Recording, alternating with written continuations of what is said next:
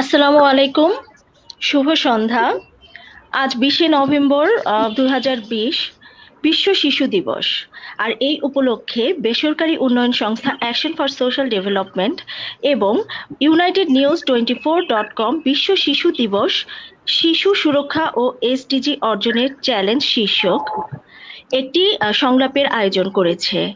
আর এই আজকের সংলাপে উপস্থিত রয়েছেন জনাব জামিল এইচ চৌধুরী, নির্বাহী পরিচালক, action for social development; Nusrat Jahan, assistant director, advocacy and communication, SOS children village, Bangladesh; জনাব সোহানুর রহমান, নির্বাহী প্রধান, প্রতীকী যুব সংসদ; এবং Halima Akter, manager, policy and advocacy, Educo Bangladesh. আজকের এই সংলাপে সবাইকে শুভেচ্ছা জানিয়ে শুরু করছি। আমি ইউকেএম ফারহানা সুলতানা।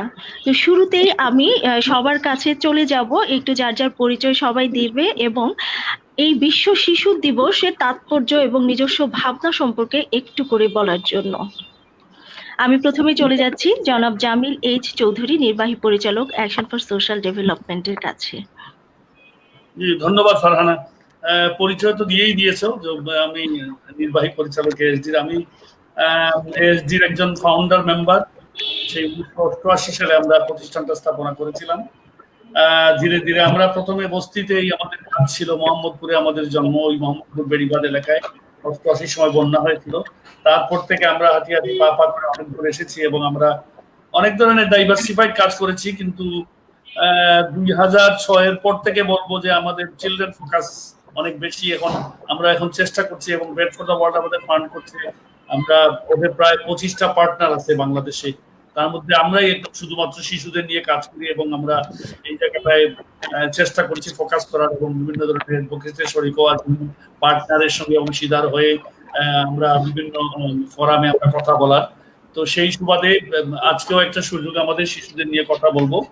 তো আমাদের প্রতিষ্ঠানের বয়স তো 30-এর উপরে হয়ে গেছে এবং আমরা এর মধ্যে যে আমি বেড ফর দ্য ওয়ার্ল্ড এর কথা বললাম, অনেক ওদের development of children at high risk, এই প্রজেক্টের থ্রুতে আমরা অনেক শিশুকে আমরা শিক্ষার সুযোগ করে দিয়েছি এবং অনেকে আমাদের শেল্টার রুমেও আছে এবং আমরা 7 থেকে 18 বছর বয়স পর্যন্ত যে শিশুরা তাদের আমরা এখানে সুযোগ দিই, তারা লেখাপড়া, চিত্র বিনোদন, তাদের নিউট্রিশন সবকিছু এবং তাদের মানসিক ডেভেলপমেন্টের জন্য আমরা সহায়তা করি। সেইটা একটা।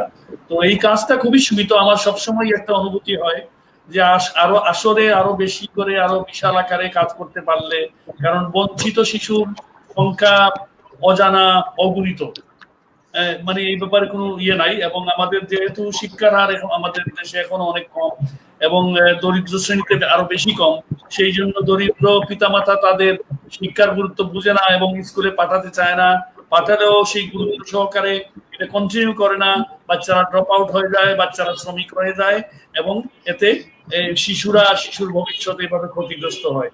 তো এখন আজকে যেহেতু আমরা এই দিবসটার কথা বলছি, এই দিবসের একটা থিম হলো যে investing in our future means investing in our children. তো আসলে এই ইনভেস্টমেন্টের জায়গাটা আমরা বলছি, স্লোগান দিচ্ছি জাতীয়ভাবে, আমরা বলছি বাজেটে শিশুদের জন্য বরাদ্দ রাখবো। আসলে পরিবার থেকে, এই যে দরিদ্র শ্রেণীর কথা বললাম, পরিবার থেকে যে ইনভেস্টমেন্ট ইন আওয়ার চিলড্রেন, এই ধারণাটা পরিবারে যদি শুরু না করা যায়, প্রত্যেক পিতামাতা যদি এইটা না বুঝে যে শিশুকে ইনভেস্ট করতে হবে শিশুর সঙ্গে, তাহলে কিন্তু আমাদের এই শিশু সুরক্ষা বলি আর শিশুদের ভবিষ্যৎ বলি, এগুলো কিন্তু সবসময় চ্যালেঞ্জের মুখে পড়ে। তো এই প্রতিপাদ্যটা খুবই ইন্টারেস্টিং। এবং আমার মনে হয় যে আমাদের পরিবারকে বুঝাতে হবে যে তুই invest in your children and it is the best investment. এই আজকের এই থিমটা ধরে আমি শুরুতেই ভূমিকাটা দিতে চাচ্ছি। আমার মনে হয় যে আমি প্রথমেই এত সময় নিই না, অতিথিদের কাছে যাই, তারপরে পরবর্তীতে আবার কথা বলবো। ধন্যবাদ। অসংখ্য ধন্যবাদ জনাব জামিল এইচ চৌধুরী। তো এবার আমি অনুরোধ করব Nusrat Jahan, assistant director, SOS শিশুপল্লী, ওনাকে ওনার কাজ সম্পর্কে কিছু বলতে এবং এই বিশ্ব শিশু দিবসের তাৎপর্য এবং কিভাবে এটা বাংলাদেশের উন্নয়নে ভূমিকা রাখতে পারে সে সম্পর্কে একটু বলতে। ধন্যবাদ ফারহানা আপা। আপনি তো আমার পরিচয় দিয়েছেনই, এই জন্য আমি আমার পরিচয় আর যাচ্ছি না। আমি আমার সংগঠন নিয়ে একটু কথা বলতে চাই। প্রথমে আমি কাজ করি এসওএস চিলড্রেন্স ভিলেজ বাংলাদেশে। এসওএস চিলড্রেন্স ভিলেজ মূলত কাজ করে এতিম শিশুদের নিয়ে। যে কোনো কারণে বাবা মার স্নেহ বঞ্চিত হয়েছে যে শিশুরা, বা বিভিন্ন কারণে স্নেহ বঞ্চিত হওয়ার ঝুঁকিতে পড়ে যে সমস্ত শিশুরা, তাদেরকে পরিবার ভিত্তিক একটি কেয়ার দিয়ে থাকি আমরা, বিকল্প পরিচর্যা, যেটাকে আমরা বলি ফ্যামিলি লাইক কেয়ার। এই ফ্যামিলি লাইক কেয়ারটা হচ্ছে জাতিসংঘ, ইউএন অল্টারনেটিভ কেয়ার একটা গাইডলাইন আছে, সেই বিকল্প পরিচর্যার নির্দেশিকা যেটা, সেটাতে কিন্তু ফ্যামিলি লাইক কেয়ারটাকে একটি বিকল্প পরিচর্যার একটি আদর্শ মডেল হিসেবে স্বীকৃত হয়েছে।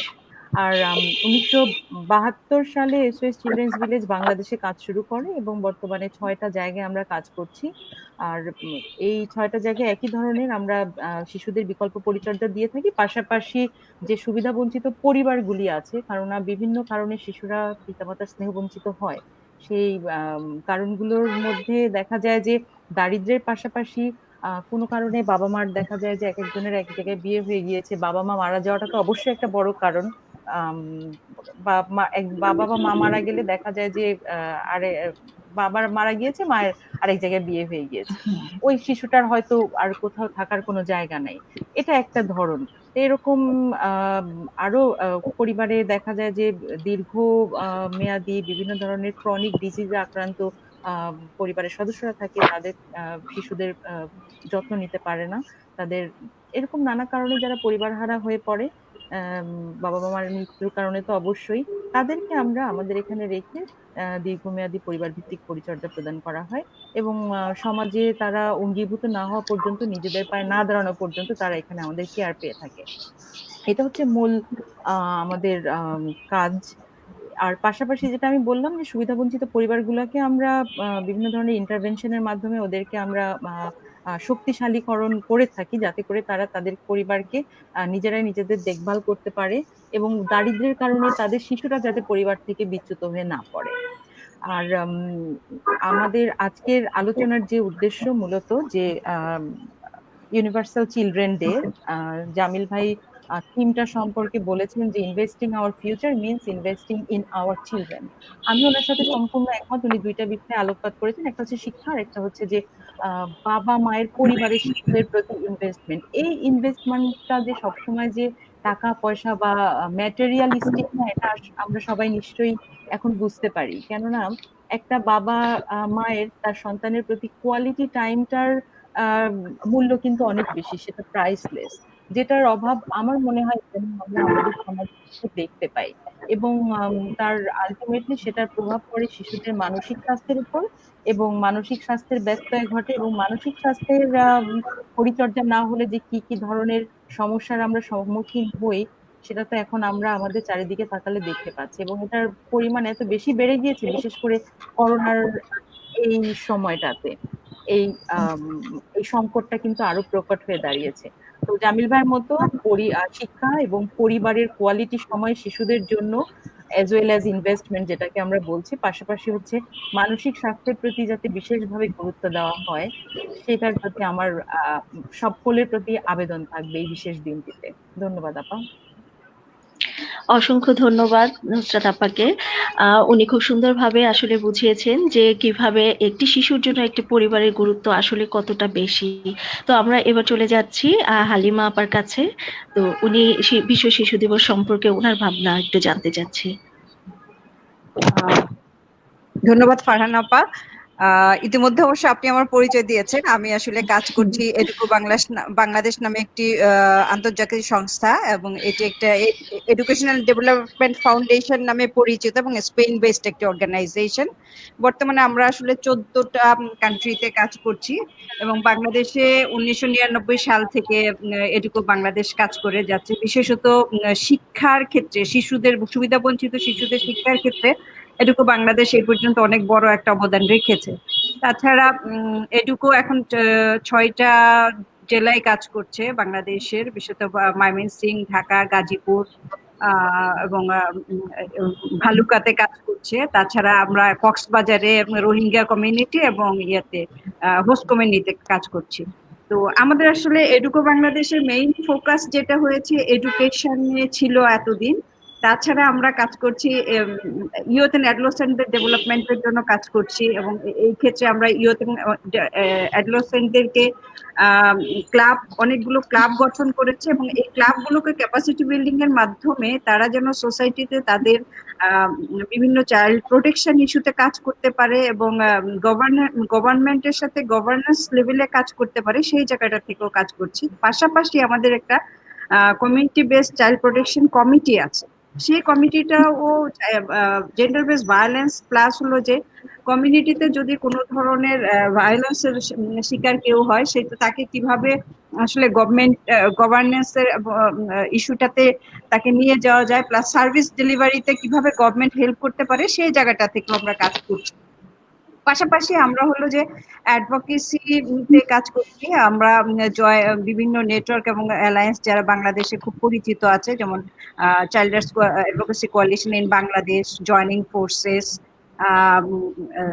কন্যা শিশু অ্যাডভোকেসি ফোরাম, এদের সাথে পলিসি লেভেলে বিশেষত শিশু বিষয়ক যেসব আইন, নীতিমালা এবং ডিসিশনস এর বিষয়গুলো আছে, এই জায়গাগুলোতে পার্লামেন্টারি ককাস এবং রিলেভেন্ট মিনিস্ট্রি গুলোর সাথে কাজ করছি।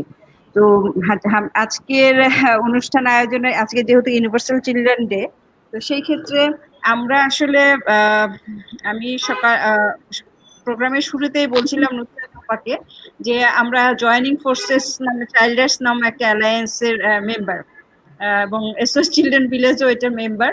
তো আমরা আসলে অনেক দিন থেকে একটা প্রসেসে ছিলাম যে বাংলাদেশ থেকে 6 জন শিশু হলো টোটাল অংশগ্রহণ করবে সারা বিশ্ব থেকে, এবং বাংলাদেশ থেকে একজন শিশু আজকে একটা ওয়েবিনার আছে সেখানে অংশগ্রহণ করবে, এবং সেটা পলিসি ব্রিফ, বাংলাদেশের পার্সপেক্টিভে একটা পলিসি ব্রিফও তৈরি করা হয়েছে, এবং সে সেটা উপস্থাপন করবে, এবং ওই পলিসিটা নিয়ে ফার্দার কিভাবে গভর্নমেন্টের সাথে কাজ করা যায়, হ্যাঁ, সেই জায়গাটা থেকে আমরা হয়তো পেছন থেকে তাদেরকে অনুপ্রেরণা দিব এবং তাদেরকে সামনে এগিয়ে নিয়ে যাব যেন সেই কাজটা সে ভালোভাবে করতে পারে। তো আমরাও এই দিনটাকে উদযাপন করার জন্য অন্যান্য সংস্থাগুলোকে অনুপ্রাণিত করছি, এবং আমরা নিজেরাও এটা বিশ্বব্যাপী উদযাপন করছি। পাশাপাশি জামিল ভাই এবং নুসরাত আপার সাথে আমি একসাথে যেটা বলতে চাই যে আমরা আসলে সবাই এখন খুব টাফ একটা সিচুয়েশনের মধ্যে যাচ্ছি ডিউ টু কোভিড-19। তো সেই ক্ষেত্রে আমরা যেটা দেখেছি যে আমাদের শিশুরা সবচেয়ে ভালনারেবল সিচুয়েশনে আছে ফ্যামিলিতে মিনস আমি বলতে চাচ্ছি যেহেতু তাদের স্কুল বন্ধ, তারা এখন খেলতে পারছে না, বন্ধুদের সাথে দেখা করতে পারছে না, টিচারদের সাথে কথা বলতে পারছে না, এই জায়গাটা তাদের একটা মেন্টাল ট্রমা তৈরি হচ্ছে, প্লাস হলো যে ফিজিক্যাল মুভমেন্টের ক্ষেত্রে আসলে তাদের একটা ব্যারিয়ার তৈরি হয়েছে। দেখা যায় যে তারা আসলে ডিভাইস নির্ভর, ইন্টারনেট এবং ডিভাইস নির্ভর হয়ে গেছে। তো সেই ক্ষেত্রে আমি সবার উদ্দেশ্যে যেটা বলতে চাই যে এই দিবসটাকে সামনে রেখে যে আমরা যারা বাবা মারা আছি তারা যদি আমাদের সন্তানের প্রতি অনেক বেশি যত্নশীল হই, পাশাপাশি আমরা যেহেতু সরকারের সাথে অনেক দিন থেকে কাজ করছি এবং আমাদের সামনে অনেক বড় একটা লক্ষ্য হলো যে এসডিজি অর্জন। সো এই এসডিজির অর্জনের জন্য আমরা যদি সরকারি পর্যায়ে বিশেষত শিশুদের মানসিক স্বাস্থ্য এবং পড়াশোনার বিষয়টার দিকে আমরা বাবা মারা পরিবার থেকে, এবং যদি গভর্নমেন্টের দিকে এমন কোনো ভালো উদ্যোগ গ্রহণ করে যে ক্ষেত্রে আমাদের শিশুরা অন্তত তাদের এই কোয়ালিটি টাইমটা স্পেন্ড করতে পারবে, প্লাস হলো যে তাদের এমন কিছু এক্সট্রা কারিকুলাম অ্যাক্টিভিটিস এর সাথে ইনভলভ করা যেন তার ক্রিয়েটিভিটিটা ইমপ্রুভ করে। তো এই আশা আমি ব্যক্ত করছি, এবং আমি মনে করি যে আমরা যারা এখানে আছি পাশাপাশি সমস্ত বাবা মারাও আমাদের কথাগুলো শুনবেন এবং তারা অনুপ্রাণিত হবে এবং শিশুদেরকে সেইভাবে উৎসাহিত করবেন। ধন্যবাদ ফারহানা আপা। অসংখ্য ধন্যবাদ হালিমা আপাকে, খুব সুন্দর করে শিশুদেরকে কিভাবে আমরা বিকশিত হওয়ার সুযোগ দিতে পারি সেই সম্পর্কে বলার জন্য। আমরা এখন চলে যাচ্ছি জনাব সোহানুর রহমানের কাছে। ওনার কাছে আমি জানতে চাচ্ছি যে আপনার বিশ্ব শিশু দিবস উপলক্ষে কি কি পদক্ষেপ নিলে বলা যায় যে এই শিশু উন্নয়নে ভূমিকা রাখতে পারে, বা এ সম্পর্কে আপনার ধারণাটা। ওকে, অসংখ্য ধন্যবাদ সঞ্চালক ফারহানা শাইলা আপা। আমার পরিচয় তো আপনি দিয়ে দিলেন, আমি একটু আমার ব্যাকগ্রাউন্ডটা থেকে শুরু করতে চাই। তো আমি মূলত আমার অ্যাক্টিভিজম শুরু হয়েছে শিশু অধিকার নিয়ে। আমি 2010 সালে ঝালকাঠি জেলার একজন শিশু সংসদ সদস্য নির্বাচিত হই। এর পরবর্তীতে আমি চাইল্ড পার্লামেন্টের প্যানেল স্পিকার ছিলাম, এবং 2014 সালে বাংলাদেশ সংসদের আয়োজনে যে শিশু সংসদ অধিবেশন হয়েছিল সেখানে আমি আইন ও বিচার সংসদ বিষয়ক মন্ত্রণালয়ের একজন শিশু এমপি ছিলাম। তো 2010 থেকে 2014 একটা বড় টাইম আমি সরকারের সাথে কাজ করেছি, বিশেষ করে সংসদীয় কমিটিগুলো বা সংসদ সদস্যদের সাথে কিভাবে শিশু অধিকারকে আরো সমুন্নত করা যায়, আরো সুরক্ষিত করা যায়। এবং 2014 সালে আমার অভিজ্ঞতা হয়েছিল শিশুদের পক্ষ থেকে প্রথম যে জাতিসংঘের যে বিকল্প প্রতিবেদন, কারণ এই যে জাতিসংঘ যে শিশু দিবস, এর সাথে সাথে কিন্তু কনভেনশনের আন্ডারে সরকারকে একটা রাষ্ট্রপক্ষের রিপোর্ট দিতে হয়, স্টেট পার্টি রিপোর্ট। এর পাশাপাশি এনজিও, সিভিল সোসাইটি এরা বিকল্প প্রতিবেদন দেয়। তো আমরা শিশুদের নেতৃত্বে আমরা প্রথম চাইল্ড রিপোর্ট সেখানে আমরা দিয়েছিলাম। এইটা হচ্ছে মূলত আমার কাজের ব্যাকগ্রাউন্ড। এরপরে আমি 2015 সালে যখন গার্লস নট ব্রাইট সম্মেলনে জয়েন করি বাল্য বিবাহের বিরুদ্ধে, তারপর থেকে আমি একটা যুব সংগঠন নিয়ে কাজ করছি, এটার নাম প্রতীকী যুব সংসদ, যেটাকে আমরা বলি বাংলাদেশ মডেল ইউথ পার্লামেন্ট। সেখানেও আমরা পলিসি অ্যাডভোকেসি কাজগুলো করি, এবং আমরা ডিরেক্টলি কোনো সার্ভিস না দিয়ে আমরা সরকারকে অ্যাকাউন্টেবল করি যে তার যেসব কাজগুলো করার কথা সেগুলো সে ঠিক মতো করছে কিনা, শিশুদের শুভেচ্ছা মানে সাপোর্ট গুলো দিচ্ছে কিনা, সেই জায়গাটা আমরা অ্যাডভোকেসির কাজ করি।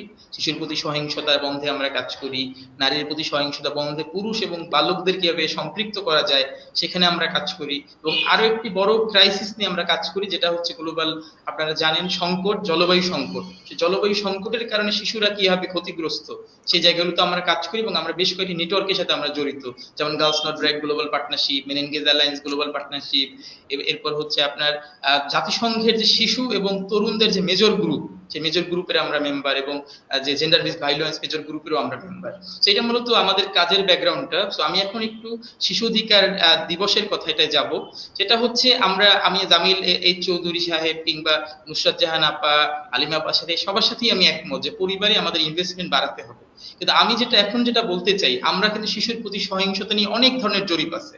কোনো জরিপ এনজিও করে, কোনো জরিপ জাতিসংঘ করে। আমি দেখতেছি সরকারের জরিপ কি বলে। সরকারের যে 2019 সালের যে জরিপ, বিবিএস এর যে জরিপ, সেখানে বলা আছে 88.8% শিশু তারা ঘরের মধ্যেই নির্যাতিত হয়। তো আমরা যে বলছি যে কোয়ালিটি টাইম তারা ঘরের মধ্যে কাটাবে, যে ঘরটার মধ্যে 88.8% শিশু তারা হচ্ছে নির্যাতনের শিকার হয়, সহিংসতার শিকার হয়, যৌন নির্যাতনের শিকার হয়, তাহলে তার ঘরই তো তার জন্য নিরাপদ না। আমরা বাইরের কথা পরে বলি। তো এই জায়গাগুলোতে কিন্তু আমাদের কিন্তু আসতে হবে, যেন ঘরটা যেন তার জন্য নিরাপদ হয়, তার জন্য শোষণ মুক্ত, নির্যাতন মুক্ত যেন হয়। এবং এইটা হচ্ছে 2013 সালের যে পরিসংখ্যান ছিল সেটা ছিল 82.3%। 2019 সালে 6% বেড়েছে। আমরা সরকার অনেক প্রশংসনীয় উদ্যোগ সরকারের রয়েছে।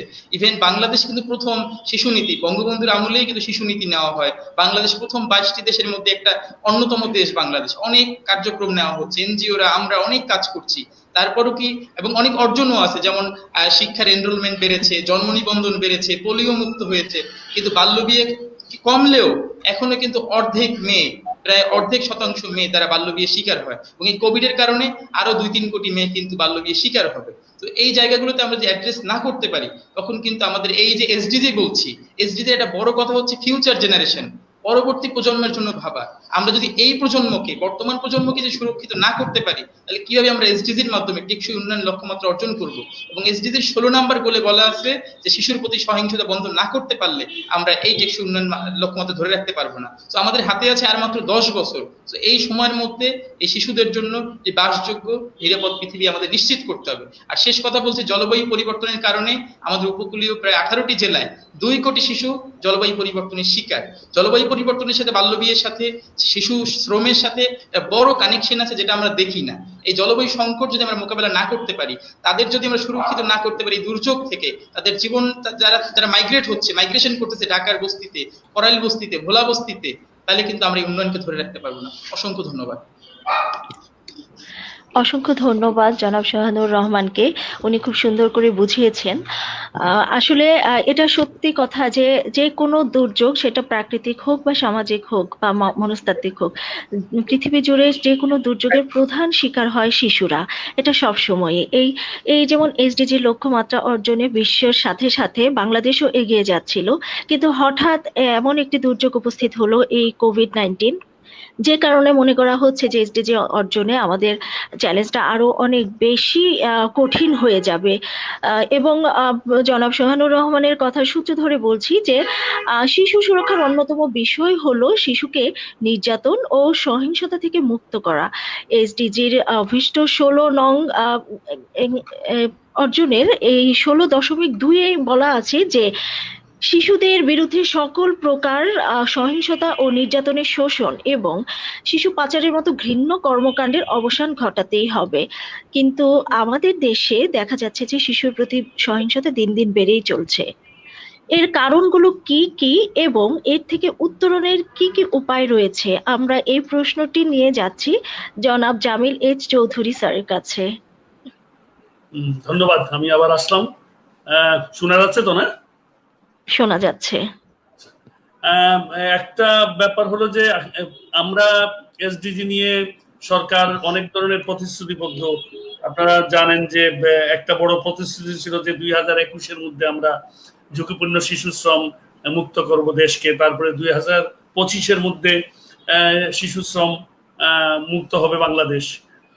এই দুইটা বড় চ্যালেঞ্জ। এখন করোনার ধাক্কায় এই চ্যালেঞ্জ গুলো কিন্তু অনেক বিশাল আরো আকার ধারণ করেছে এবং এটা বোঝা আরো বেড়েছে।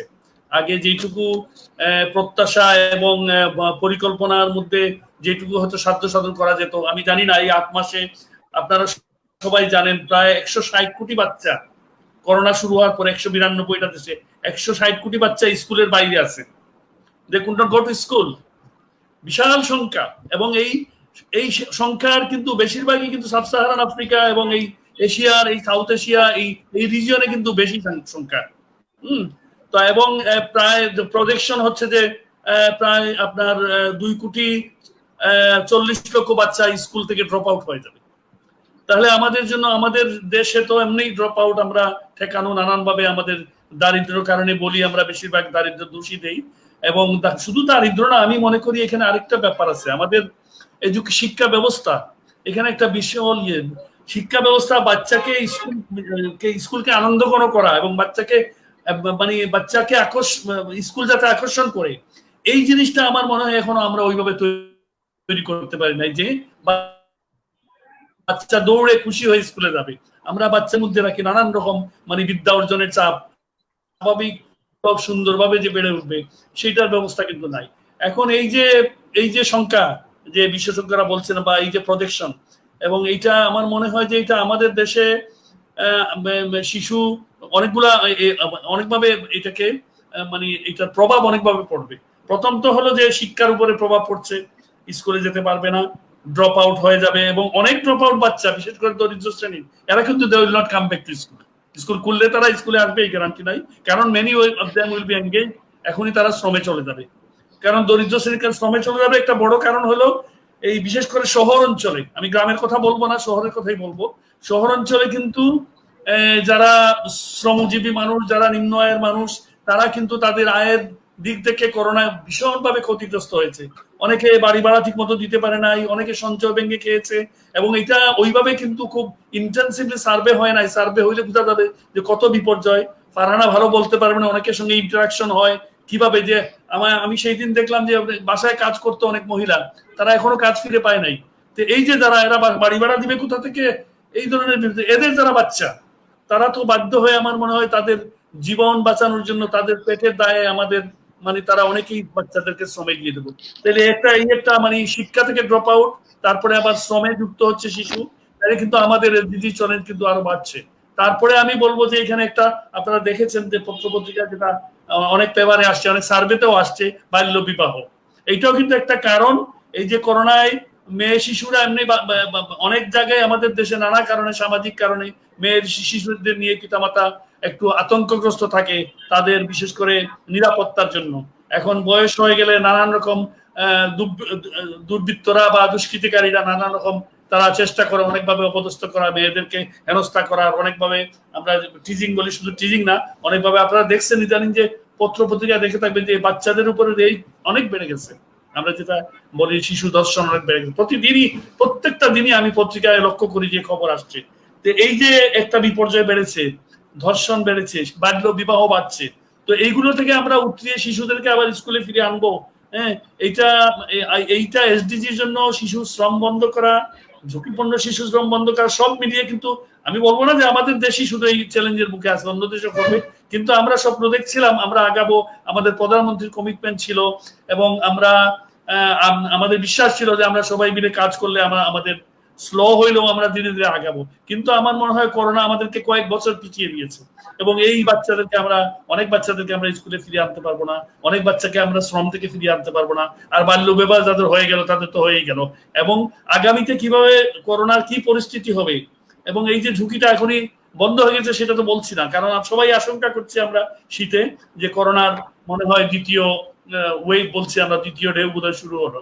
এবং আমরা আমাদের দেশে গত কয়েকদিন আমরা দেখতে পাচ্ছি যে আমরা যে মাত্রা, ইনফেকশনের মাত্রা কিন্তু বাড়ছে। তো এই যে অবস্থা, এখন এই আমাদের যে এসডিজির যে পরিকল্পনা, সেই পরিকল্পনাকে নতুন করে বোধহয় সাজাতে হবে। আগের পরিকল্পনায় মনে হয় না যে আমাদের হবে, আমরা কারণ আমাদের হিসাব করতে হবে আমাদের কত বাচ্চা ড্রপ আউট হয়েছে, হিসাব করতে হবে কত বাচ্চা শ্রমে নিযুক্ত হয়েছে, এবং শিশু নির্যাতনের কথা আমার সুবহানুর রহমান ভাই যেটা বললেন, এইটা একটা বড় বিষয়। এই করোনার সময় আমরা মনে করছি শিশুরা ঘরে থাকে, কিন্তু বাচ্চারা একটা বড় বঞ্চনার শিকার হচ্ছে। কেন শিকার হচ্ছে? তারা স্কুলে গেলে বন্ধু বান্ধবের সাথে তারা একটা হাসি খুশি মেলায় অনেকক্ষণ সময় কাটাতে পারে, এই সুযোগটা থেকে বড় বঞ্চিত হচ্ছে। এখন আমি দীর্ঘদিন পরে এসে আমার একটা জিনিস, আমার ব্যক্তিগত একটা অনুভূতি মনে হচ্ছে যে আসলে পরিবার বড় থাকলে বোধহয় ভালো হতো, তাইলে বাচ্চারা অন্তত ঘরে বন্দি থাকলেও মনে হয় বাচ্চারা খেলাধুলার, অন্য পরিবারের সদস্যরা অন্য বাচ্চাদের খেলার সুযোগ। এখন মনে হচ্ছে যে যাদের পরিবার একটাই বাচ্চা আর দুইটা বাচ্চা, বয়সের অনেক তফাৎ, ওই শিশুরা কার সাথে খেলবে, কি করবে, তার সময় কিভাবে কাটবে, হয়তো সে নির্যাতনের শিকার হচ্ছে, কিন্তু হয়তো সে, আমার ধারণা অনেক শিশু বিষণ্ণতার শিকার হচ্ছে। এই যে এই সব মিলিয়ে আমরা একটা কঠিন অবস্থা, কঠিন পরিস্থিতির মধ্যে যাচ্ছি। আমি জানি না কিভাবে আপনারা পরামর্শ দিবেন যে কিভাবে এই পরিস্থিতি থেকে উত্তরানো যায়। আমাদের সামনে কিন্তু আরো আমাদের কঠিন করে, আরো বেশি করে আমাদের কাজ করতে হবে এবং আমাদের এসডিজি অর্জন করতে হলে আমাদের কিন্তু এই চ্যালেঞ্জগুলো মোকাবেলার জন্য ভালো করে পরিকল্পনা নিতে হবে। এটাই আমার আশা এবং এটাই আমার বিশ্বাস। জি ফারহানা। অসংখ্য ধন্যবাদ জামিল স্যারকে। জামিল স্যার আসলে সহিংসতার কথা বলতে গিয়ে শিশু শ্রম, বাল্য বিবাহ এবং শিক্ষা থেকে ঝরে পড়া বিভিন্ন কারণ সম্পর্কেই তুলে এনেছেন, এবং সেই কারণগুলি যে আস্তে আস্তে এই যে করোনার সেকেন্ড ওয়েভ যখন চলে আসবে তখন আরো যে কতটা ভয়ঙ্কর হবে এবং এসডিজি অর্জনের পথে বাধা হয়ে দাঁড়াবে সেটা স্পষ্ট করে বুঝিয়ে দিয়েছেন। তো এখন এই যে আমরা শিশু শ্রম বন্ধের দিকে সরকারি এবং বেসরকারি উদ্যোগে অনেকখানি এগিয়ে গিয়েছিলাম, কিন্তু হঠাৎ করে এই সিচুয়েশনে এসে আবার সবাই আশঙ্কা করছে যে শিশু শ্রম বেড়ে যেতে পারে। সেই সম্পর্কে আমি চলে যাচ্ছি নুসরাত আপার কাছে আবারও ওনার অভিমতটা জানার জন্য। এসডিজি অর্জনে এই সিচুয়েশনটা আর কি বাধার সৃষ্টি করতে পারে, চ্যালেঞ্জগুলো কি কি হতে পারে এবং উত্তরণের সমাধান কি?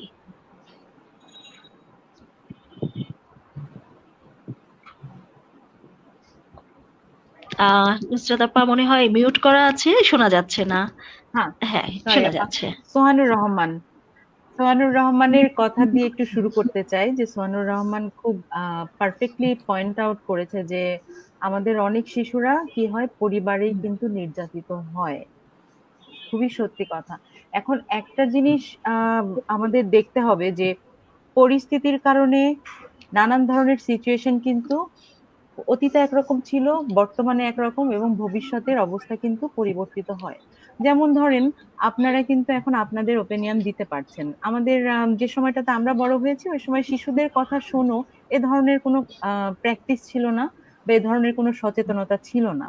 এখন শিশুদের কথা শোনা এবং তাদের সাথে কথা বলার যে প্র্যাকটিসটা, যে কালচারটা, যেটা আমরা জানতে পারছি, তার মানে কি আমরা যারা অভিভাবকরা আমরা কিছুটা হলেও সেটা সচেতন হচ্ছে। আমাদের বাবা মার কিন্তু এই সময়টাও ছিল না, বা শিশুদের ওপিনিয়ন যে নিতে হবে, শিশুদের আবার ওপিনিয়ন কি।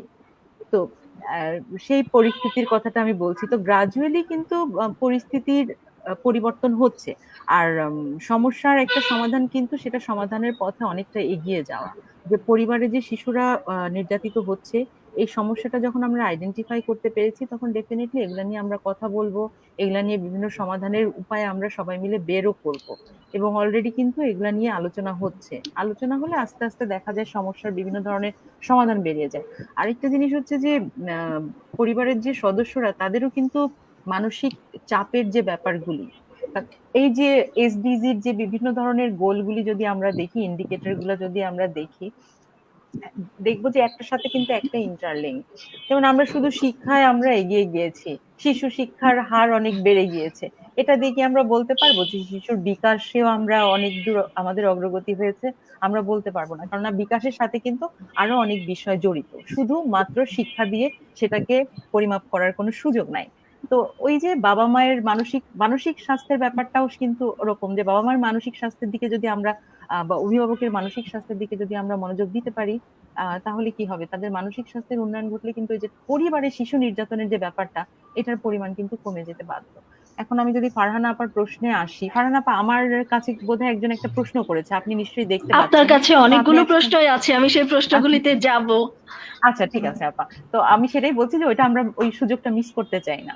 তো শিশু শ্রমের ব্যাপারটাতে হ্যাঁ অবশ্যই, যেমন আমি যদি আমার শ্যামলীর ওই পারে আমি যখন যাই, আগে আমি দেখতাম যে লেগুনা গুলোতে যে শিশু বা কিশোররা আগে হেল্পার হিসেবে কাজ করতো, তাদের বয়সের একটু সাদা চোখে দেখলেই বোঝা যায় এটার জন্য আসলে রিসার্চের প্রয়োজন হচ্ছে না এখনো, যে তাদের আরো কম বয়সী শিশুরা এসে ওখানে কিন্তু লেগুনার হেল্পার হিসেবে কাজ করছে। মানে এটা খুব একটা সিগনিফিকেন্ট চেঞ্জ এই করোনার সময়, যেটা আমার চোখে ধরা পড়েছে একদম হাঁটা চলার পথেই। তো এরকম ছোট ছোট কিছু ইন্ডিকেটর আসলেই এ থেকে বোঝা যায়, যেমন ওই যে বাবা মায়ের বা পরিবারের সদস্যদের অনেকের আয়হীন হয়ে যাওয়া, অনেকের আয়ের পরিমাণ কমে যাওয়া, এরকম অনেকগুলি বিষয়, এবং শিশুদের দীর্ঘ সময় স্কুল বন্ধ থাকার কারণে স্কুলের যে ড্রপ আউটের সংখ্যাটা বেড়ে যাওয়া, এই সমস্ত নানাবিধ কারণে কিন্তু শিশু শ্রমের আর সম্ভাবনাটা বেড়ে যাওয়ার সম্ভাবনা আসলে কোভিড এর কারণে আরো বেশি। এখন এখানে কাজ করার আসলে শুধুমাত্র সরকার বা শুধুমাত্র আম, উন্নয়ন সহযোগী এবং আমরা যারা এনজিও কর্মী তারা কাজ করলে তো হবে না। পাশাপাশি আমি যেটা বলবো, একটা সেক্টরের এখন তাদের দায়িত্ব পালন করার বা তাদের আহ, মানে এখনই সময় যে প্রাইভেট সেক্টর, কর্পোরেট সেক্টর গুলার কথা আমি বলবো, তাদেরকেও এগিয়ে আসতে হবে এই সংকট উত্তরণের জন্য। আম, তাদেরকে একটা গুরুত্বপূর্ণ ভূমিকা পালন করার সুযোগ আছে, এবং সরকারেরও উচিত তাদের ইনভলভ করা, তাদের ইনভলভ করতে বাধ্য করা। আম, এই সবাই মিলে যদি একত্রিত হয়ে কাজ করা সম্ভব হয়, তাহলেই শিশু শ্রমের যে ভয়াবহ একটা চিত্র আমরা সামনে আহ, দেখতে পাবো বলে আমরা আশঙ্কা করছি, সেটা থেকে হয়তো বা আমরা উত্তরণের একটা উপায় বের করতে পারবো। আর পাশাপাশি আমি বলবো যে আমাদের মিডিয়ার বন্ধুরা যারা আছেন, সব সময় আমি দেখি বা আমার চোখে পড়ে যে শিশুদের নিয়ে রিপোর্ট করা বা শিশুদের বিষয়গুলি মিডিয়াতে আলোচনায় আসে কখন, যখন একটা শিশুর একটা দুর্ঘটনা ঘটে যায়, একটা অ্যাক্সিডেন্ট হয়, একটা অত্যাচারের ঘটনা ঘটে, তারপর কিন্তু ম্যাসিভ ভাবে আলোচনা হয়, কিছুদিন থাকে, তারপর আবার ওটা নাই হয়ে যায়, আবার কিছুদিন পর আবার আরেকটা ঘটনা ঘটে, তখনও কিছুদিন ধরে আলোচনা হয়। কিন্তু মিডিয়া একটা বড় রোল কিন্তু প্লে করতে পারে এই অ্যাওয়ারনেস এর জন্য, এই প্রিভেনশনের জন্য। তো আমি এই আজকের এই প্ল্যাটফর্মের মাধ্যমে আমি সবাইকে আমি আহ্বান করতে চাই যে শিশু সুরক্ষা আসলে সবার দায়িত্ব, এবং মিডিয়া এখানে একটা খুব গুরুত্বপূর্ণ রোল বা ভূমিকা পালন করতে পারে। তো শিশু সুরক্ষা এনশিওর করার জন্য সব সময় তারা যেন সব সময় একটা দায়িত্বশীল ভূমিকা পালন করে। নুসরাত আপা খুব সুন্দর করে বলেছেন, মিডিয়ার একটা অনেক বড় রোল কিন্তু রয়েছে যে শিশুদের অধিকার আদায়ে। আহ, বিশেষ করে একেবারে যারা একদম প্রত্যন্ত অঞ্চলে থাকে তারাও কিন্তু কোনো না কোনো ভাবে মিডিয়ার সাথে জড়িত আছে, তারাও টিভি দেখে। এবং সেখানে যদি শিশু অধিকার নিয়ে, শিশু সহিংসতা রোধে সচেতনতামূলক প্রচার করা হয়, তাহলে আমার ধারণা সারা বাংলাদেশের কোনায় কোনায় সচেতনতা পৌঁছে যাবে। তার সাথে সাথে কিন্তু আমি বলবো যে সবারই যার যার অবস্থান থেকে চেষ্টা করা উচিত। আপা একটা কথা বলছিলেন যে লেগুনাগুলো আপনি শ্যামলীর ওখানে লেগুনার মধ্যে শিশু শ্রমিকদেরকে দেখতে পান।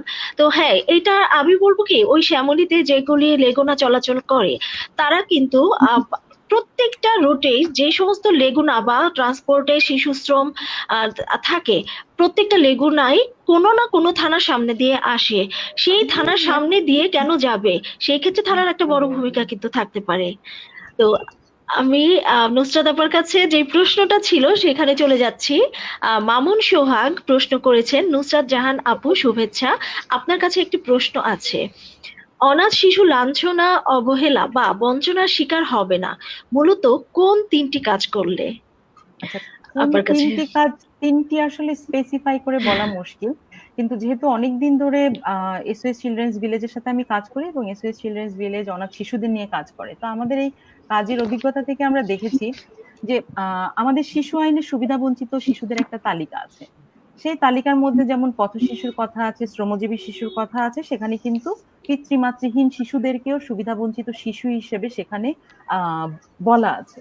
কিন্তু আমি বা আমরা সবাই যদি খেয়াল করে দেখতে পারি যে সুবিধাবঞ্চিত শিশুদের যে বিভিন্ন ধরনের আলোচনা হয় বা যখন তাদের বিভিন্ন ইস্যু নিয়ে কথাবার্তা হয়, সেখানে পিতৃমাতৃহীন শিশুদের ব্যাপারগুলি কিন্তু আসে না। তার মানে যেটা দাঁড়াচ্ছে, হ্যাঁ এসওএস এরও দায়িত্ব, কারণ এসওএস পিতৃমাতৃহীন শিশুদের নিয়ে কাজ করে। তো আম, এই পিতৃমাতৃহীন শিশুদের যে বিভিন্ন ধরনের ভালনারেবিলিটির বিষয়গুলি যাতে লোকচক্ষুর আড়ালে থেকে না যায়, যেটা সম্মুখে যাতে আসে, এই ব্যাপারগুলো নিয়ে যাতে আরো বিস্তারিতভাবে এবং ব্যাপকভাবে আলোচিত হয়, আম, সেটার একটা সেটার ক্ষেত্রে দায়িত্বপূর্ণ ভূমিকা পালন করা। তো এইটা যেমন আমাদের শিশু আইনে যেমন পিতৃমাতৃহীন শিশুদের কথা আমি বললাম, সুবিধা বঞ্চিত হিসেবে তারা আছে। আবার আরেকটা জিনিস যে আমাদের শিশু আইন হয়েছে 2013 সালে, আর এর একটা ধারা 2018 সালে সংশোধিত হয়েছে, যেটা বাল্য বিবাহ বিষয়ক, আমরা অনেকেই জানি। শিশু আইনের বিধি কিন্তু এখনো পর্যালোচনাধীন আছে। তো সুবিধা বঞ্চিত শিশু হিসেবে যে পিতৃমাতৃহীন শিশুরা, তাদের কিন্তু অনেকেরই ঠাঁই হয় বিভিন্ন ধরনের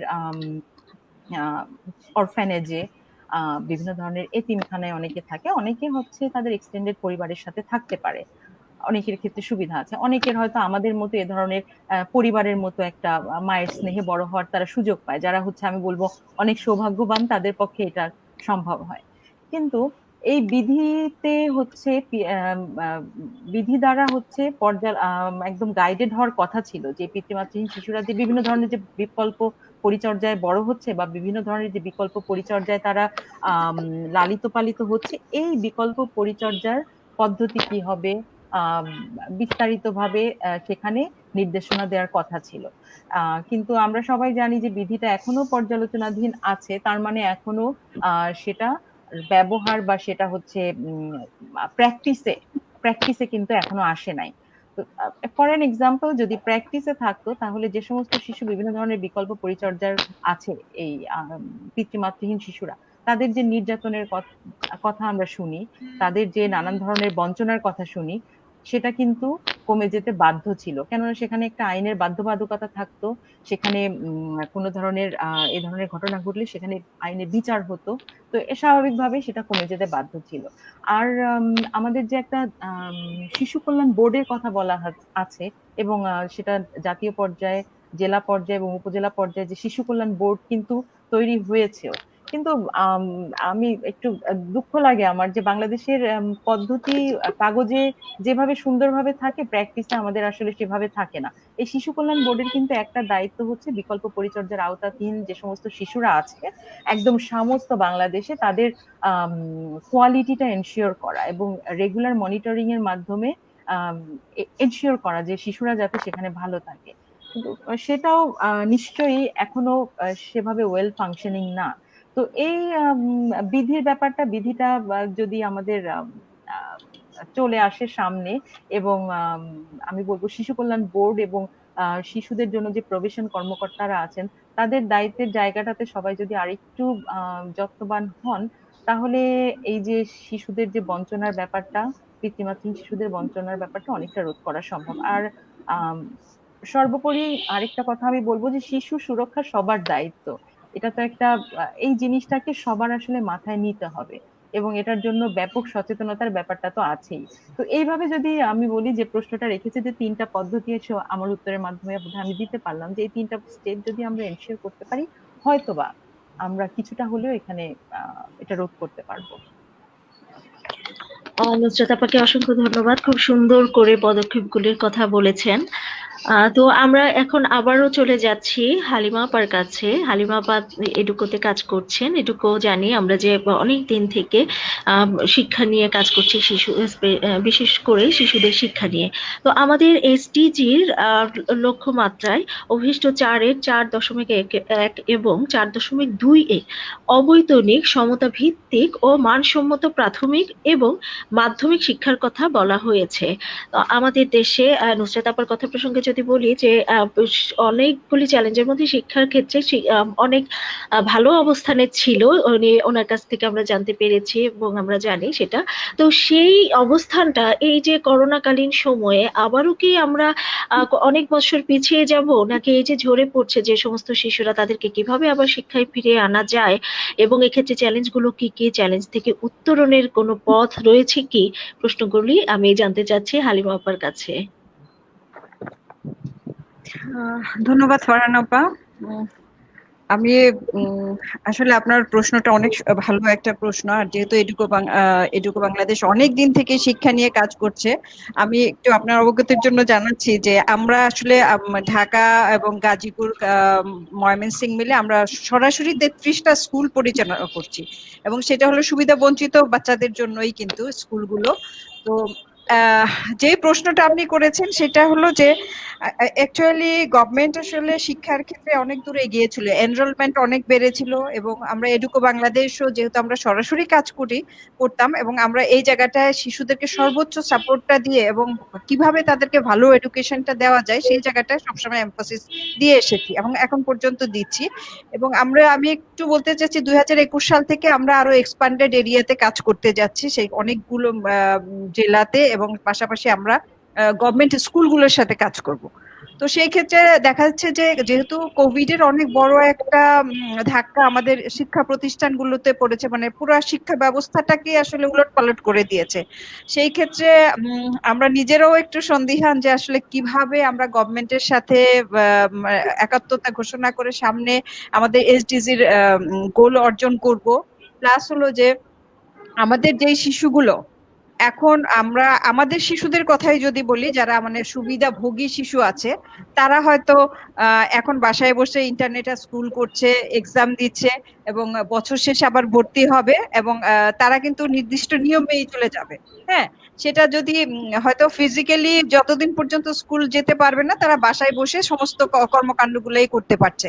বাট সুবিধা বঞ্চিত যেসব শিশুরা, যেমন প্রাইমারি স্কুলের অনলাইনে ক্লাস করার তেমন ব্যবস্থা নেই, প্লাস হলো যে যেসব শিশুদের রেগুলারলি বাসা থেকে এসে স্কুল করতো, এবং আমাদের এনজিও দের পরিচালনায় অনেকগুলো স্কুল ছিল, এবং এনজিওরা কিন্তু এই জায়গায় অনেক বড় একটা সাপোর্ট দিয়েছে গভর্নমেন্টকে, আমি মনে করি। তো সেই জায়গাগুলোতে দেখা গেছে যে ওই শিশুগুলা করোনাকালীন সময়ে যেটা হয়েছে, এটা জামিল ভাইও মেনশন করেছে, নুসরাত আপাও মেনশন করেছে, যে এই শিশুগুলা পরিবারগুলা যখন নাকি আর্থিক কষ্টে পড়েছে, তারা ঢাকা শহরে বাড়ি ভাড়া দিতে পারে নাই। আমার চোখে দেখা, আমি যে এলাকায় থাকি, অনেক ফ্যামিলি রাতের বেলা গ্রামে শিফট করেছে। তো ওই শিশুগুলা কিন্তু গ্রামে শিফট করে গিয়েছে, এবং ওখানে যাওয়ার পরে কিন্তু দেখা যায় যে তাদের ফ্যামিলিগুলো এখানে একটা নির্দিষ্ট আর্নিং সোর্সে ছিল, সেখানে যাওয়ার পর আরেকটু ভালনারেবল সিচুয়েশনে পড়েছে, হয়তো বাসা ভাড়া দিতে হচ্ছে না কারণ সে তার নিজের বাড়িতে থাকতে পারছে, কিন্তু আদার্স ইনকাম সোর্সের জন্য তাদেরকে কিন্তু কোনো না কোনো জায়গায় সোর্স সন্ধান করে বেড়াতে হচ্ছে। সেই জায়গায় তারা কিন্তু আসলে তাদের সন্তানকে কিভাবে স্কুলে দিবে, তাকে কিভাবে পড়াবে, এখন কিন্তু তারা এটা কোনোভাবেই চিন্তা করতে পারে না। কাজে আমার মনে হচ্ছে যে কোভিড সিচুয়েশনটাকে ইমপ্রুভ, হয়তো আমরা জানি না কবে ইমপ্রুভ করবে, করা পর্যন্ত, করার পরে মানে পোস্ট কোভিড সিচুয়েশন আমার কাছে মনে হয়েছে যে ড্রপ আউট রেট অনেক বেশি হবে, যেটা জামিল ভাই মেনশন করেছে। এবং সেই ক্ষেত্রে যেটা হবে, আমি একটু শিক্ষা ছাড়াও যেটা বলতে চাচ্ছি যে আমি নুসরাত আপার সাথে বিশেষত চাইল্ড লেবারের বিষয়টা আপনারা যেহেতু অ্যাড করেছিলেন, আমি ওই জায়গায় একটু একটু আপডেট নিয়ে কথা বলবো। তো হ্যাঁ শিক্ষা হ্যাঁ ক্ষেত্রে অবশ্যই। যেতে হবে যে তারা স্কুল থেকে বঞ্চিত হবে, বাবা মার আর্নিং সোর্স না থাকাতে তারা বাচ্চাকে স্কুলে দিতে পারবে না, এবং সেই জায়গা থেকে যে এই বাচ্চাগুলো নেক্সট ডে এডুকেশন শিক্ষার সাথে সম্পৃক্ততা থাকবে না। এবং যেটা আমাদের এসডিজি অর্জনের আমরা মনে করব যে এক ধাপ এগিয়ে দুই ধাপ পিছিয়ে যাব। হ্যাঁ, আমার কাছে যেটা মনে হয়, এবং আমরা কাজ করতে যেটা যেটা অনুধাবন করতে পারছি। আরেকটা হলো যে গভর্নমেন্ট বরাবরই আমি মনে করি যে সবসময় শিশুদের জন্য ভালো কিছু করতে চায়, এবং শিক্ষা ক্ষেত্রে অনেক কিছু করেছে এবং শিশুদের কল্যাণে অনেকগুলো পদক্ষেপ নিয়েছে। সেক্ষেত্রে আমরাও এখনো গভর্নমেন্টের কাছে আশা করব যে তারা এমন কোনো পদক্ষেপ গ্রহণ করবেন যাতে আমাদের এই শিশুগুলো পরিবারের আর্থিক সংকুলান পার হয়ে আবার স্কুলে ফিরে আসে। সেক্ষেত্রে আমার একটা মানে বলার জায়গা বা চাওয়ার জায়গা যেটা হলো সরকারের কাছে, সেটা হলো যে যদি সরকার ফ্যামিলি গুলোর জন্য পার্মানেন্ট কিছু সেফটি নেট প্রোগ্রামের ব্যবস্থা করে, এবং এই পরিবারগুলো যদি এর থেকে আর্থিক সুযোগ সুবিধা পেয়ে থাকে, এবং তাতে দেখা যাচ্ছে যে তাদের ছেলে মেয়েরা হয়তো অন্য কাজে সম্পৃক্ত হবে না এবং স্কুলে যাবে। এবং সেই ক্ষেত্রে যেটা করতে হবে, প্রত্যেকটা বাচ্চার জন্য, প্রত্যেকটা স্কুলের জন্য মিড ডে মিলের ব্যবস্থা করতে হবে, যেন মানে সে খালি পেটে স্কুলে না আসে, এবং স্কুল থেকে যেন খালি পেটে বাসায় যেয়ে আবার না খেয়ে থাকে। এই জায়গাটাতে যদি আমরা আসলে আলোকপাত করতে পারি, আমার কাছে মনে হয় যে কিছুটা আমরা সামনের দিকে মানে কোভিড সিচুয়েশন পার হয়ে সামনে আগানোর চেষ্টা করব। এটা গেল এডুকেশনের ক্ষেত্রে। আমি একটু চাইল্ড লেবার বিষয়ে অ্যাড করতে চাচ্ছি, কারণ আমি দীর্ঘদিন চাইল্ড লেবার নিয়ে কাজ করেছি, এবং আমার আসলে যেহেতু আমি 10 বছরের বেশি সময় ধরে শিশু অধিকার নিয়ে কাজ করছি, এবং চাইল্ড লেবার নিয়ে শিশু শ্রম নিয়ে কাজ করছি অনেকদিন, আমার সুযোগ হয়েছে বিভিন্ন মন্ত্রণালয়ের কমিটিগুলোর সাথে সম্পৃক্ত থাকার। তো আমি সেই ক্ষেত্রে একটু আপডেট দিতে চাই যে নুসরাত আপা বলেছেন যে শিশু আইনের বিধিমালাটার কথা। হ্যাঁ, তো আমি আসলে এটার সাথে অনেকদিন থেকে সম্পৃক্ত থাকার ফলে যেটা এখনো পর্যন্ত জানি যে বিধিমালাটা ড্রাফট অবস্থায় আছে, তার কোনো এখন পর্যন্ত কোনো ফাইনাল সলিউশন আসলে আমরা পৌঁছাইতে পারি নাই।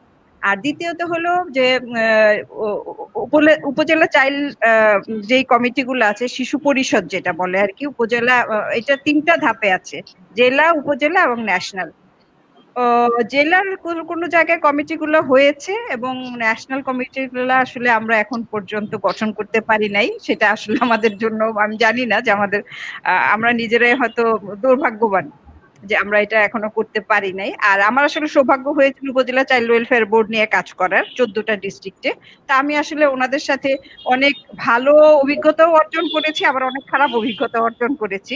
তো আমরা আশা করব যে সরকার আসলে এই দিকটাতে আলোকপাত করবে, এবং আমরা আমাদের যেসব আইনগুলো আসলে এখন পর্যন্ত প্রস্তাবিত অবস্থায় আছে এবং কিছু কিছু জায়গা হয়তো অ্যামেন্ডমেন্টের প্রয়োজন আছে, সেগুলা নিয়ে সরকার আমাদের সাথে, আর আমাদের এখন একটা পজিটিভ দিক হলো যে গভর্নমেন্টের সাথে সিভিল সোসাইটির একটা ভালো ইন্টারাকশন আছে। সো এই জায়গাটা যখন গভর্নমেন্ট কোনো ডিসিশন নেয়, তখন আসলে তারা সিভিল সোসাইটির সাথে একটা কনসালটেশনে যায়। এটা সোহানুর রহমান ভাই বলতে পারবেন, কারণ অল্টারনেটিভ রিপোর্ট নিয়ে যখন আমরা কাজ করি সিআরসি, তখন কিন্তু গভর্নমেন্ট স্টেট পার্টি রিপোর্টটা যখন দেয়, তখন কিন্তু আমাদেরকে ডেকেছিল। আমরা মানে বিশেষত আমরা যারা কোর কমিটির মেম্বার ছিলাম, আমরা প্রত্যেকে এটাতে ইনপুট দিয়েছি। আর আরেকটা গুড নিউজ যেটা আমি দিতে চাই, যেহেতু আমি শ্রম কর্মসংস্থান মন্ত্রণালয়ের 2-1টা কমিটির মেম্বার হিসেবে কাজ করছি এডুকো বাংলাদেশের পক্ষ থেকে, এবং প্রিভিয়াসলি আমি যে অর্গানাইজেশন ছিলাম সেখানেও আমি কাজ করেছি। তো গভর্নমেন্ট হলো যে চাইল্ড লেবার ইলিমিনেশন পলিসির আলোকে যেটা ন্যাশনাল প্ল্যান অফ অ্যাকশন করেছিল, যেটা 16 সালে মেয়াদ শেষ হয়ে গিয়েছিল, এটা অলরেডি ড্রাফট ফাইনাল হয়ে আমরা মন্ত্রণালয়ে সাবমিট করে দিয়েছি। এবং সেখানে শিশু শ্রমের সাথে যে আগে আমরা অনেক দিন থেকে কাজ করছি যে গৃহ শ্রমিকদেরকে সংযুক্ত করার জন্য ঝুঁকিপূর্ণ শ্রমের তালিকায়, তো 6টা নতুন ইয়ে প্রস্তাব করা হয়েছে।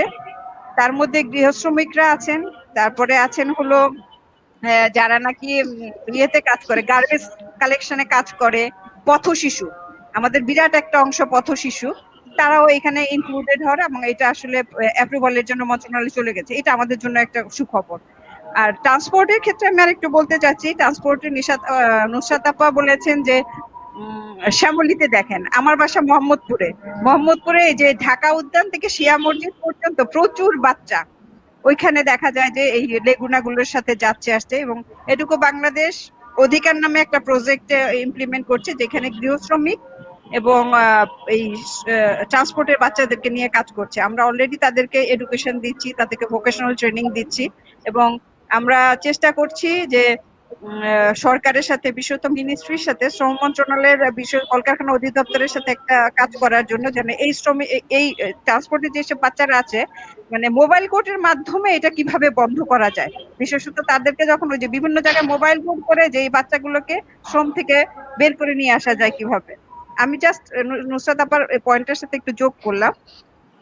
তো আমি সবার কাছে আমার একটা এক্সপেকটেশন থাকবে যে আমরা যারা এই এই ফিল্ডে কাজ করছি, সেটা এডুকেশন বা শিশুদের এডুকেশন এবং যারা শিশু শ্রমিক আছে তাদের দিকে আমরা মনোযোগ দিব, এবং শুধু আমরা সরকারের পাশে থেকে সরকারকে কিভাবে সহযোগিতা করা যায় এবং কোন কোন কাজ করলে মানে সরকারের কাজটাকে আরো ফলপ্রসূভাবে করা যায়, সেই জায়গাটায় যে এসডিজি অর্জনের ক্ষেত্রে সহায়ক হবে, সেই জায়গাটায় আমরা কাজ করতে পারি। এবং পাশাপাশি আমরা আমাদের প্রত্যেকটা পরিবারে, বিশেষত শিশুর মানসিক স্বাস্থ্য, শিশুর বেসিক এডুকেশনের জায়গাটা আমরা আমাদের পরিবারের সাথে যুক্ত পরিবার থেকে কাজ করতে পারি, এবং সেক্ষেত্রে বাবা মা দুইজনকেই খুব ভালো ভূমিকা পালন করতে হবে। আমরা সবসময় বলি যে মারা ভালো ভূমিকা পালন করবে, বাবারা সাইলেন্ট থাকবে, সেই জায়গাটা থেকে আসলে আমাদেরকে বের হয়ে আসতে হবে। দুইটা জায়গাতে আমাদেরকে কাজ করতে হবে, এবং পরিবারের অন্যান্য যারা সদস্য আছে তারাও যদি সহায়ক ভূমিকা পালন করে, বিশেষত শিশুর প্রতি যেসব নাকি সহিংসতা ফ্যামিলিতে হচ্ছে, সেই জায়গাটা থেকে আমরা যদি আমাদের শিশুগুলোকে ছোটবেলা থেকে তাদেরকে মানে অনেক বেশি বোঝাতে সক্ষম হই যে তোমার কাছে এই কাজটা ভালো, এই কাজটা খারাপ, এবং তুমি যখন ফিল করবা যে তোমার সাথে কোনো কিছু অন্যায় হচ্ছে, সাথে সাথে আমাকে বলবা। হ্যাঁ, ওই জায়গাটা থেকে যদি আমরা বের হয়ে আসতে পারি, তাহলে আমরা মনে হয় অনেকগুলো জায়গা থেকে বের হবো। আর আরেকটা বিষয় আমি শেষ করতে চাই, সেটা হলো যে নুসরাত আপা বলেছিলেন যে আমরা যখন একটা ইস্যু সামনে আসে তখন ওইটা নিয়ে খুব হইচই করি। হ্যাঁ, আমি একটু বলি যে মিডিয়ার এখানে অনেক বড় একটা ভূমিকা আছে। আমি কিভাবে মানে বোঝানোর জন্য এই বিষয়টা একটু বলতে চাচ্ছি যে ঢাকা ইউনিভার্সিটিতে ফুল বিক্রি করতো যে বাচ্চাটা মিসিং হয়েছিল, সেই বাচ্চাটা যদি মিডিয়া তৎপরতা না থাকতো তাহলে কিন্তু কোনোভাবে এই বাচ্চাটাকে আমরা উদ্ধার করতে পারতাম না। পরপর যখন এই বাচ্চাটাকে নিয়ে অনেকগুলো প্রতিবেদন তৈরি করা হলো এবং তাকে পুলিশকে ইনফর্ম করা হলো, জাস্ট 7 দিন পরে বাচ্চাটা উদ্ধার হয়ে আসলো। সো মিডিয়া পারে অনেক কিছুই সামনে নিয়ে আসতে, যার মাধ্যমে অনেক কঠিন জিনিসও খুব সহজভাবে আমরা উদ্ঘাটন করতে পারি। ইভেন রেপ কেসের বিষয়টা যদি আমরা চিন্তা করি, যদি আমরা মিডিয়ার মাধ্যমে খুব ঘন ঘন প্রচার করতে শিখি, এবং বিশেষত শাস্তির জায়গাটায় গভর্নমেন্ট অনেক বড় একটা যুগান্তকারী ডিসিশন নিয়েছেন, সেজন্য গভর্নমেন্টকে অনেক ধন্যবাদ। সেই জায়গাটা থেকে আমরা যদি অ্যাওয়ারনেসের জায়গাটা থেকে, বিশেষত রেপের জায়গা থেকে প্রত্যেকটা এরিয়াতে যদি আমরা অ্যাওয়ারনেস এর জন্য কমিটি গঠন করে এবং পাশাপাশি ন্যাশনাল কিছু কমিটি গঠন করে কাজ করি, তাহলে এই জায়গাটা থেকে আমরা মনে হয় বের হয়ে আসতে পারবো। পাশাপাশি আমরা সৌভাগ্যবান যে আমাদের একটা পার্লামেন্টারি শিশু বিষয়ক পার্লামেন্টারি কমিটি আছে।